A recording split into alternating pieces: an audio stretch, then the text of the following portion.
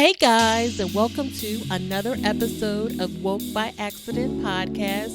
It is a weekly chat about socially conscious topics impacting the culture. I'd like to extend my gratitude in you listening to this podcast. It means everything to me, and I hope it is clear that this subject matter is so important to me. I care about our people, our future, and making a positive change in this nation.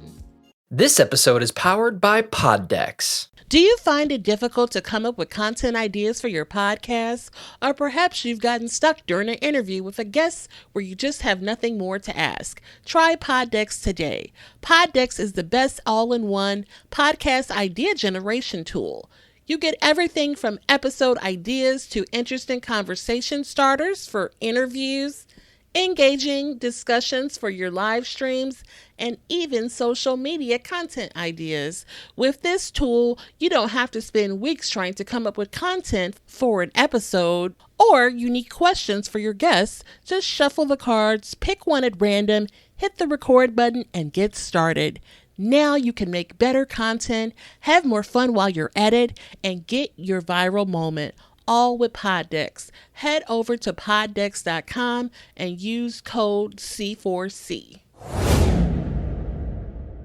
Hey guys, and welcome to another episode of Woke by Accident podcast. Today we have a special guest, Al Pete, who is a hip-hop musician, podcaster, journalist, and the founder of Mr. Peterson's Neighborhood, the MPN network. He also is a fellow member of the Content Creators of Color Collective, and he has agreed to join me today to discuss some interesting topics and share about his podcast projects. Welcome to the show, Al. Thank you for having me. Yes, definitely. So, before we discuss your podcast projects, I'm excited to hear about that. You have an entire network, so it's just really exciting. I was taking a look at all of the things that your network has, and you're actually included on most of them. So it's like, wow, how do you have time to do all of this stuff?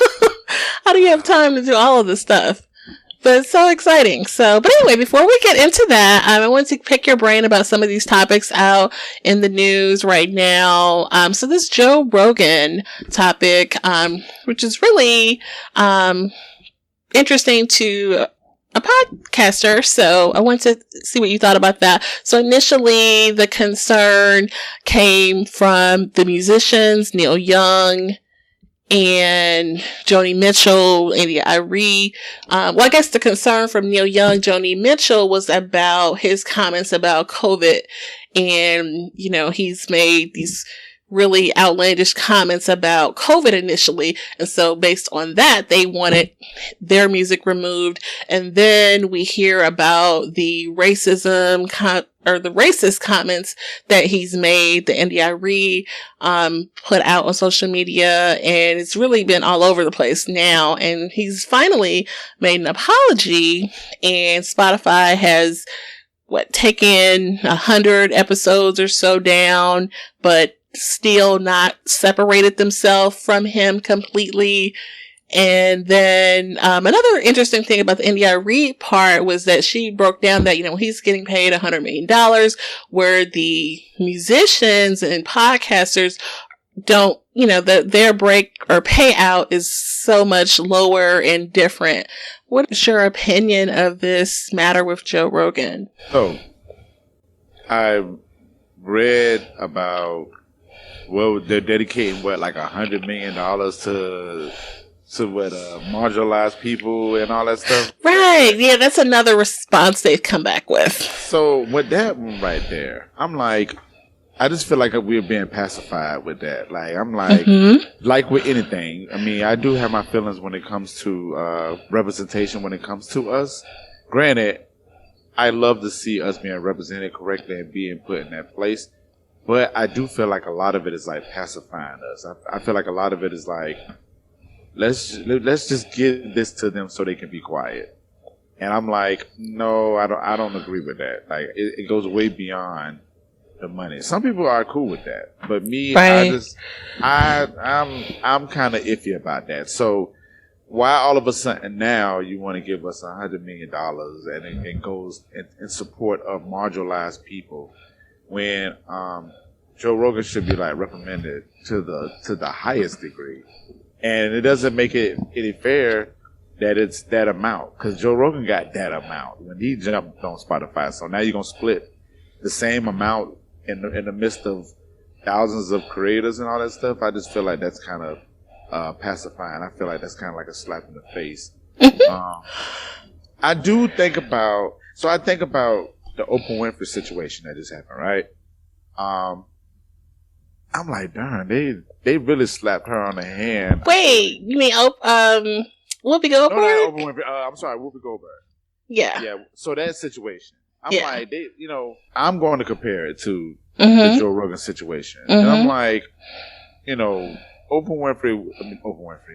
Goldberg was stating a case that was subjective. You know what I'm saying? That was her thoughts. Maybe she shouldn't have said it on TV, but I don't feel like she really said too much of anything wrong, so to say. But the way that they like reprimanded her was like, put 2 weeks down. We're going to sit you down so you can reflect this, that, and the third. But then you got Joe Rogan over here like using the N-word. Yeah, rampantly. All this disrespectful stuff. And then all you do is just you go through, what was it, like 7 episodes? And yeah. I'm like, what? Like, right. The ones they took down were the ones that were like the hotter, I guess the more offensive ones. That, yeah. And I just think that's not fair. I think that's not fair. I do support, the artists not wanting to be on that platform because of that situation, because Spotify should have took a bigger stance on that. Right. And I saw that it's affecting their stock. Like it took a hit. So they, had to come up with some response. And so, like you said, their response is a little weak.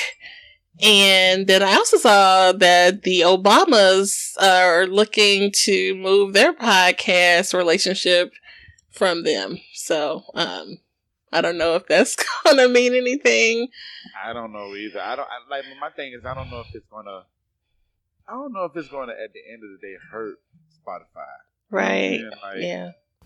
And that's the problem that I have. I just don't think there's no type of, I don't want to say intense, but yes, intense reparations for that. You know what I'm saying? Like, it makes everything okay. It makes him, Joe Rogan, feel like he can do and say whatever he wants to say, regardless if it was a racial or like, a serious situation like COVID. But it just gives him like the pass for him to say, "Oh, well, I'm sorry. I hope I don't offend you guys." And I'm like, and it's like, "Okay, well, we'll take the episodes down." I'm like, yeah, makes no sense. It's not doing anything, and I right. Don't like that.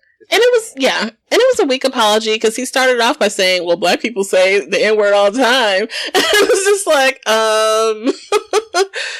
okay, what about what you just said? Like, can we have accountability for what you said? So, I can't believe he said that. Like, that sounds like some totally ignorant thing to say. Like, oh, well, black people say it. I mean, we have our own personal attachments to it, and even between us, I'm learning how to not say the N-word as much and try to remove it totally. Because, it's an endearment, but at the same time, too, I don't want to use it, and I want to be a better example for my people around me and just cut it out completely. Right. But for him to be like, oh, well, black people say, like, everybody gonna say what they want to say. And that Planet of the Apes comment was just as offensive, if you ask me. So, or worse, really. Like, yeah.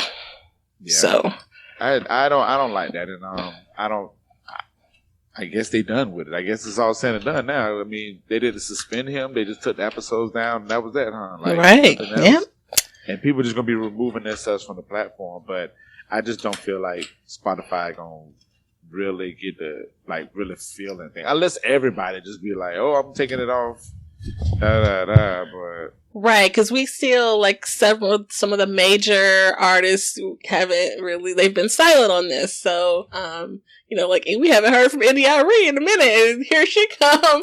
We're glad to hear from her, but where are some of the other loud voices in the music industry? It would be nice to hear what they have to say too. But right. Right, exactly. Like I mean, like the Megans and the pop stars, the Billie Eilish, all that. Right.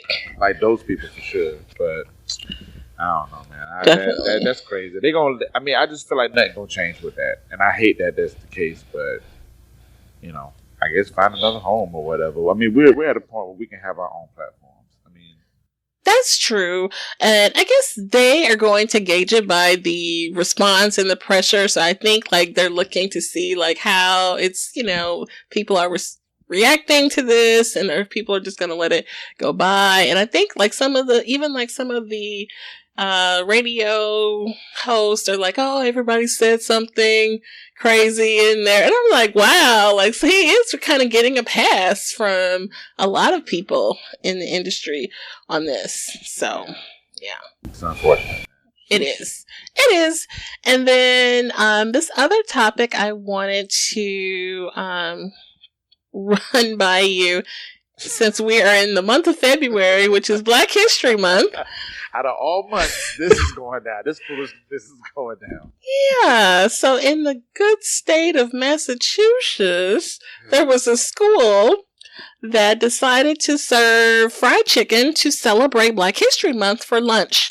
So this Catholic school in Massachusetts made this decision to serve fried chicken to celebrate the start of Black History Month, and it's heard some criticism from the students, and it's been talked about on a lot of radio shows and such.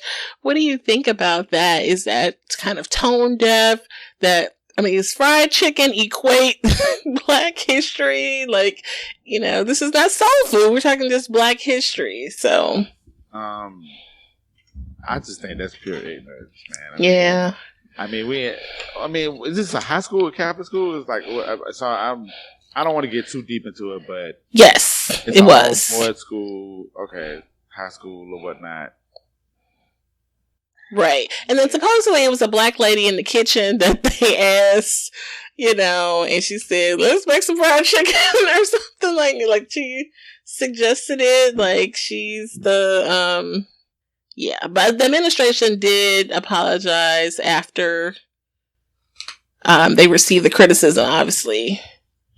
So I just don't understand why they wouldn't think they would get criticism. I think at this point, it's just crazy how like in 2022 we still trying to like teach people how to do like the basic things when it comes to like Black History Month or just Black people, period. And I think that's the part, because I understand the educational aspect of things. I've been trying to adapt that a lot with my business, and when it comes to certain things, I do understand there is an education factor. So a lot of people, respectfully, they don't know. You know what I'm saying? Like people are in their own worlds. Just like that's true. Black folks are in their own world from time to time. We go to when we was growing up, we went to the same church, same school, same grocery store. We probably, it's not too many people that are like diverse like that, if that makes sense. So a lot of people don't know the ins and outs of how these people run, unless you're watching on TV and media. Mm-hmm. But I think it's very clear when it comes to chicken and the toneness of how chicken relates to Black people. You know what I'm saying? Like I think everybody knows that. Like, well, I just don't understand why. And then another thing too, I don't understand why chicken was like the thing to promote Black history. Like we eat chicken, like everybody eats chicken any other day. Like it's a Southern comfort food. Like it's really just a Southern, like just I don't know. Like nobody can say, well, we're gonna pick a scientist and we're gonna learn how to make, I don't know, like a scientist that created something like a George Washington Carver and find out what he was, known for, or find a person that what they're known for and like elevate that. Right. Like down here in Jacksonville, we had to, lift every voice and sing. That was written by James Will Johnson, and he was here in Jacksonville. He was born in Jacksonville. So yeah. So of course we're gonna be singing "Lift Every Voice" and saying everywhere. I don't care if it's trap way, I don't care if it's country way or whatever. But as long as we celebrate that part, but we're not gonna be like, oh, we're gonna get some chicken and throw a cookout and nah, we ain't doing all that. And even if it is chicken being served, it's not like on the program or something. I don't know, like. Right. Like we're not going. Yeah, we're not going. It sounded like it was an announcement made, like a big announcement, like, "Hey, February 1st is Black History Month, so today on the lunch menu we gonna have fried chicken." And that's what they did. That's what they did. And then the black lady, I mean, I could just imagine that black lady, the one that, I guess she's the one that cooked it correctly. Right. Oh my God. Yeah. She probably, you know what? I can see her being funny about that. Like, I can see her like joking off, being like, and I'm gonna tell these, you know what? Don't cut the chicken. No, you know what I'm saying? They probably took that literally and was like, let me just let me make these chickens and take it literal. I can see that happening, but at the same time too, I could just see pure ignorance on that. Yeah, that's true. Okay. Yeah, that was interesting. Let's go into a few of the questions from Poddex, which have some interesting conversation starters that people can turn to for podcast interviews or game nights and things of that nature. So here's a good one. What is the most important thing to carry with you all the time? My chapstick, my lip balm. It is, right? Well, I don't know if y'all can see it, but yeah, my lip balm. So I switched from like the typical one, but I feel like if I walk out the house and I don't have this in my pocket, I'm going crazy. I mean, of course, I'm gonna stop by the store immediately and buy me another one, but yeah, this is like an essential I have to have. Like, okay. I have to have that. Yeah, it's like a grooming item, but you know. Yeah, and I've gotten into the grooming. I mean, I've been in it for a minute, but I think I've resurfaced that feeling again. So I'm like all on the shea butters and the colognes and stuff like that in the grooming. So I'm real big on that. So lip balm, yeah, I gotta have that. I gotta apply to my lips so it stay unchapped. Okay. And then what is the nicest, this is the one I was looking for. What is the nicest thing a stranger has ever done for you? So, yeah, okay. So years ago, I had an event and I brought down, me and a couple of my friends, we brought down Ninth Wonder, Fonte, and like Rhapsody. Rhapsody was like big. 2012. So I hired this catering people and they flaked on me the day of, like that morning. For like the VIP, because they had like the artists have riders or whatever. So I was outside of the club, like arguing, like mad as all outdoors because it had happened. Yeah. And this lady, and I know her to this day. She was a blessing, but at the time I didn't know her. And she walked by and was like, she overheard me say that, and she went home. Her and her sister, they made like all the food that I needed. Oh, wow. Out of the blue. And it was just, it was a good bit of food, you know what I'm saying? But for her to like say, hey, okay, don't worry about it. I'm going to go home and fix this food and bring it back. I thought that was like the greatest thing ever. And I was just like, yo, I owe you so much. But, that was the biggest thing. Oh, wow. Just like with not a whole lot of notice, too. That's... Nah, because it was like Saturday, maybe like 10 or 11. And I was outside arguing, like, what we gonna do? And I think she might have been coming out of the next building or something like that and overheard me, like, arguing. Because I was pretty loud. And, like, she walked over like, yo, you good? You okay? I'm like, yeah, I'm fine. But I need this, and this. And she was just like, all right, well, me and my sister starting a catering business. And their catering business is, like, doing really, really good right now. Oh, wow. That's exciting. I know, yeah. So for her to just be like, yo, I'm gonna work this out for you. Yeah. Like, okay. And she called me like maybe like 2 hours before the show started. Was like, yo, I'm outside. And had like pans of food, everything that I needed, because they had a rider too. So it wasn't like just bring some chicken and some chicken, some fried chicken. Right. It was like I needed certain types of food food, and she was That's cool. And you did pay her, right? absolutely. Man, I took her so hard that even to this day, like I just try to send her leads. I just try to. I mean, you know, she's busy. I'm busy, but we talk often. We check up on each other, and I just I send my blessings every time. And like I said, that was 2012, so we've been knowing each other for a solid 10 years. Oh wow.